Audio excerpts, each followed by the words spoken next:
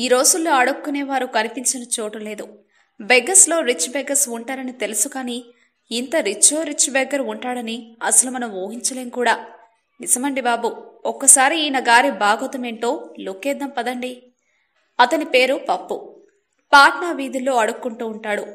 Railway station ముందు స్థలాన్ని ఖాళీ చేయాలని పోలీసులు చెప్పిన మాటలను పప్పు లెక్క చేయలేదు. అప్పుడు అరెస్టు చేసి పప్పు గురించి ఎంక్వైరీ చేయగా పోలీసులు నోళ్లు వెళ్లబెట్టారు. పప్పుకు ఇంజనీరింగ్ చేయాలని పప్పు కోరిక. హైస్కూల్ విద్యానంతరం ఇంటర్లో ఉండగా జరిగిన యాక్సిడెంట్ అతని జీవితాన్ని మార్చేసింది. అతని కుడిచి పనిచేయకుండా పోయింది. అప్పుడే పప్పు అడుక్కోవడం మొదలుపెట్టాడు. దానిలో ఉన్న సంపదలను చూసి మనోడికి బెగ్గింగ్ మీద మరింత మోజు పెరిగింది. ఇంకా అదే పనిగా సంపాదించడం మొదలుపెట్టాడు. ఇప్పుడు అతని ఆస్తుల విలువ 1.5 కోట్ల పైమాటే. 4 బ్యాంకులలో కలిపి 20 లక్షల నగదు ఉంది.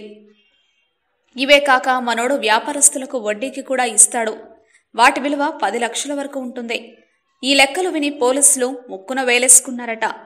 అడుక్కోవడం మానొచ్చు కదా అని అడిగిన ప్రశ్నకు లేదంటే లేదని చెప్పేశాడట. ఇంకా చేసేదేముంది, ఆల్ ది బెస్ట్ చెప్పి పంపేశారట. ఇదంతా వింటుంటే మీకు కూడా ఏదైనా ఆశ కలుగుతుందా? మా వీడియోస్ మీకు నచ్చినట్లయితే లైక్, షేర్, సబ్స్క్రైబ్ చేయండి.